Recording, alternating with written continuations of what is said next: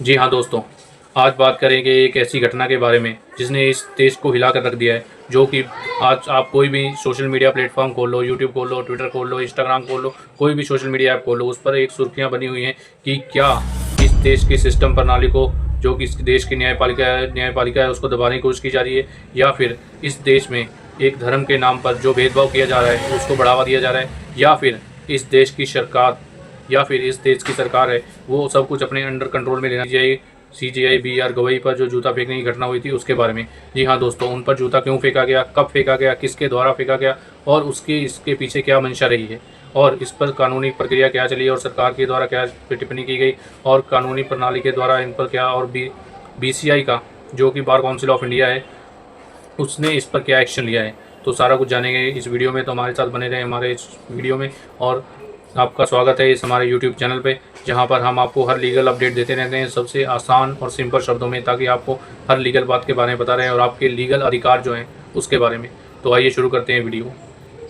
CJI BR Gavai कौन है? CJI BR Gavai chief justice of India Vijesh Suresh Gavai, जिनका जन्म 24 नवंबर 1960 को महाराष्ट्र में हुआ और उन्होंने नागपुर यूनिवर्सिटी से अपनी कानून की पढ़ाई पूरी की, और सन 2000 में उन्होंने बॉम्बे हाई कोर्ट में जज के रूप में अपना कार्यभार संभाला, और सन 2019 में उन्होंने अपना कार्यभार सुप्रीम कोर्ट में जज के रूप में संभाला, और सन 2025 में उनको सीजेआई के रूप में शपथ ग्रहण उन्होंने किया। जी हाँ दोस्तों, सब सीजेआई बीआर गवई, आपको जान के हैरानी होगी कि दलित समुदाय से आने वाले पहले चीफ जस्टिस ऑफ इंडिया हैं। आज हमारे देश को आज़ाद हुए 70 सालों से भी ज़्यादा का समय हो गया है, पर ये जो चीफ जस्टिस गवई हैं ये पहले देश के दलित। इस घटना को कुछ लोगों ने किसी धार्मिक समुदाय के साथ जोड़ना भी शुरू कर दिया है, और किसी ने इस पर सरकार पर भी आरोप लगाया है कि सरकार ने इस देश की न्यायपालिका को, आवाज़ को दबाने के लिए ऐसा किया है, या फिर किसी व्यक्ति ने किसी एक धार्मिक संस्थान ने इसमें अपना हस्तक्षेप करने के लिए ऐसा किया है। जी हाँ दोस्तों, अलग अलग लोगों के द्वारा अलग अलग इस पर टिप्पणियाँ की जा रही हैं। इस घटना ने नेशनल और इंटरनेशनल पर काफ़ी सुर्खियाँ तो बटोरी हैं, पर यह एक बहुत गंभीर चर्चा का विषय बना हुआ है। इस पर अभी तक किसी भी सरकार के किसी भी अधिकारी का कोई भी औपचारिक रूप से कोई बयान नहीं आया है। सभी पार्टियां अपने अपने तरफ से, कुछ पार्टियों के लोग अपने अपनी तरफ से टिप्पणियां कर रहे हैं, पर अभी तक अभी भी सभी पार्टियों के लोग अपनी अपनी तरफ से टिप्पणी तो कर रहे हैं, पर आधिकारिक रूप से राष्ट्रपति या फिर प्रधानमंत्री का कोई ऐसा बयान नहीं आया है जिस पर इसको ऐसा किया जा सके। तो दोस्तों, कुछ मीडिया रिपोर्ट्स की माने तो यह घटना 6 अक्टूबर 2025 को वक्त करीब 11:30 की बताई जा रही है, जो कि जब वहां पर एक केस की सुनवाई हो रही थी, वहां पर 5 बेंच की जजेस बैठी हुई थी, जिसमें चीफ जस्टिस सीजेआई गवाई भी बैठे हुए थे। तो उनके समक्ष आकर एक सीनियर एडवोकेट, जिनका नाम राकेश किशोर बताया जा रहा है, उन्होंने उनके समक्ष आकर जूता निकालकर सीजेआई गवाई के ऊपर चलाया, जिसके कारण उनके जूता लगा तो नहीं, उनके साइड से निकल गया, पर उनके जो आसपास लोग और भी जज थे या फिर और भी एडवोकेट्स खड़े थे, उन्होंने जल्दी जल्दी इस सिचुएशन को संभाला, और फिर उनको थोड़ी देर के लिए कोर्ट की कार्रवाई को स्थगित कर दिया गया। और जब उन्होंने जूता चलाया तो उन्होंने अपने आप को सनातन धर्म का रक्षक बताते हुए जूता चलाया। एक्चुअली ये अगर देखा जाए तो ये जो मामला शुरू हुआ था कुछ दिन पहले, ऐसा कहा जा रहा है, कुछ दिन जो सोशल मीडिया पर कुछ ट्रेंड कर रहा है, कुछ लोगों का कहना है कि सीजेआई गवई ने कुछ दिनों पहले जो हिंदू धर्म के कुछ देवी देवताओं पर कथित रूप से कुछ टिप्पणी की थी, जिसके कारण से ये वकील साहब ने ऐसे जूता चला के मारा है उन पर वो अभी तक कोई मामला सामने नहीं आया है, ना कोई ऐसा बयान दिख रहा है किसी के पास कि जिससे ये बात साबित हो सके। पर सीजेआई गवई ने इस मैटर को वहीं पर क्लोज आउट कर दिया, कहा कि यह क्षण मेरे लिए एक भूल जाने वाला एक टॉपिक है,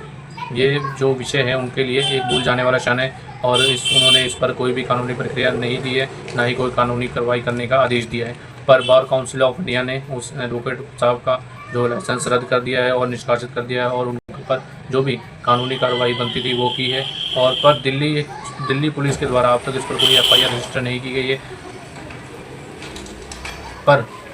कुछ जो मीडिया रिपोर्ट्स की माने तो कई लोग इसको किसी विशेष धार्मिक समुदाय के साथ जोड़ रहे हैं, या कुछ लोगों का कहना है कि ये किसी सरकार के किसी प्रतिनिधियों का स्टंट के द्वारा इनको कहा गया होगा कि ऐसा स्टंट करने के लिए कि ऐसी छवि बने कि सरकार इस पर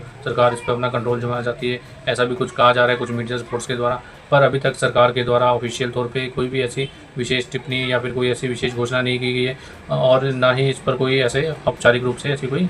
टिप्पणी की गई है सरकार के द्वारा। बात करें अगर कानूनी दृष्टिकोण से, तो अगर ये वाकई अगर ऐसी कोई घटना हुई है तो इस पर कुछ CRPC IPC की जो कुछ सेक्शंस है उस पर एक बहुत बड़ा संज्ञान भी लिया जा सकता है, जो कि इस भारत के कॉन्स्टिट्यूशन ऑफ इंडिया में भी कुछ ऐसे सेक्शन प्रावधानों का उल्लेख किया गया है जहाँ पर जैसे कि IPC की धारा 124 है, जो कि दृष्टिकोण से तो यह घटना अगर वास्तव में घटित है तो यह CRPC और IPC की कई धाराओं के अंतर्गत एक विशेष CRPC और IPC की कई धाराओं के अंतर्गत एक कठोर अपराध माना जा सकता है। अगर आप देखें कि धारा 124 है, धारा 186 है, धारा 353 ए, इन सभी और कुछ और भी अदर सेक्शन है जिनके अंदर इसके ऊपर एक अपराध माना जा सकता है और इसके ऊपर कार्रवाई की जा सकती है। और बार काउंसिल ऑफ इंडिया ने तो इनका एडवोकेट साहब का लाइसेंस तो रद्द कर ही दिया है। और इसके साथ ही जैसे ही खबर सामने आई तो दोनों विपक्ष और सत्ता दोनों खेमों से बयान आने चालू हो गए। किसी ने इसको न्यायपालिका के ऊपर हमला बताया तो किसी ने इसको प्रशासन की नाकामी बताया। लेकिन मुख्य न्यायाधीश पर हमला सिर्फ एक व्यक्ति पर हमला नहीं माना जा सकता है, जबकि यह पूरी संविधान की मात्र संस्था पर हमला माना जा सकता है। और जैसे ही यह मामला सामने आया तो दोनों पक्षों ने अपनी अपनी एक समीक्षा बैठक बुलाई और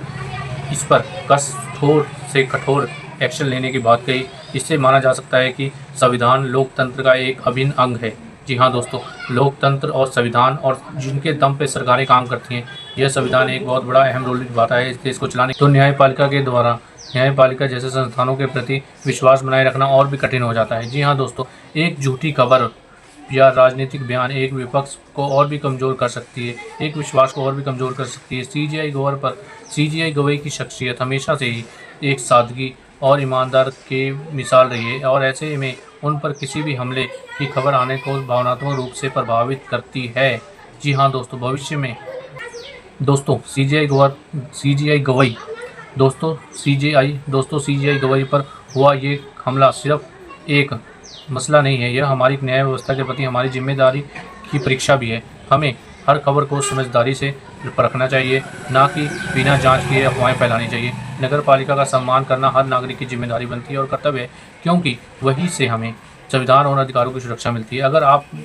मानते हैं और आपको ये बात जान के बहुत बड़ी हैरानी होगी कि पंजाब पुलिस के द्वारा 100 से भी ज़्यादा ऐसी FIRs रजिस्टर की गई हैं जिस पर सोशल मीडिया पर फेक अफवाहें फैलाई जा रही थी CGI गवई को लेकर, जिस पे कुछ ओछी टिप्पणियां की जा रही थी कि किसी के द्वारा इसको बहुत ज़्यादा प्रमोट किया जा रहा था। तो ऐसे 100 से भी ज़्यादा FIRs पंजाब पुलिस के द्वारा रजिस्टर की गई हैं, जिसको आगे चल के जो कि एडिशनल जज होंगे वहाँ के या फिर ADG के, जो कि हाई कोर्ट तक भी ये मामला जा सकता है, सुप्रीम कोर्ट तक भी जब मामला जा सकता है। तो यहाँ पर भारत सरकार जो कि अभी राष्ट्रपति शासन है, जो राष्ट्रपति हैं या फिर प्रधानमंत्री हैं, उनकी भी जवाबदेही यहाँ पर बन सकती है कि ये किस दिशा में हमारा देश जा रहा है। जस्टिस ऑफ इंडिया की पोस्ट पर बैठे हुए पर्सन के साथ अगर आज ऐसा हो सकता है, तो अगर आप बात करें स्टेट लेवल के हाई कोर्ट के जजेस की या डिस्ट्रिक्ट लेवल के जजेस की, तो उनके साथ तो कुछ भी किया जा सकता है। तो ये एक बहुत ही गंभीर विषय है और इस पर सरकार को सख्त से सख्त, कठोर से कठोर कदम उठाना चाहिए। और इसके साथ ही सरकार को कुछ ऐसी संस्थाओं का गठन भी करना चाहिए जो इस पर निगरानी रखें और जो FIR पंजाब पुलिस के द्वारा रजिस्टर्ड की हैं उस पर क्या होता है, कि ऐसे उस पर क्या कार्रवाई की जाती है पुलिस के द्वारा, या फिर उनको कैसे डिफेंड किया जाता है हाई कोर्ट में, या कैसे चैलेंज किया जा सकता है उनको अगर हाई कोर्ट में या सुप्रीम कोर्ट में, वो देखने का विषय रहेगा। और पर मेरे हिसाब से अगर कोई व्यक्ति अगर किसी संवैधानिक पोस्ट पर बैठा हुआ है, चाहे वो डिस्ट्रिक्ट लेवल पर हो, चाहे स्टेट लेवल पर हो, या फिर चीफ जस्टिस ऑफ इंडिया की सीट पर हो, तो ऐसा किसी के साथ भी करना, जूता फेंकना, इंक फेंकना या किसी भी तरह की कोई गलत टिप्पणी करना, मैं नहीं समझता हूँ कि ये किसी भी तरीके से सही होगा। जो भी हुआ है इसकी हम निंदा करते हैं और इस वीडियो को यहीं पर समाप्त करते हैं। और ऐसी ही और वीडियोज़ के लिए हमारे चैनल को सब्सक्राइब करें और बने रहें हमारे साथ। Thanks for watching. जय हिंद, जय भारत।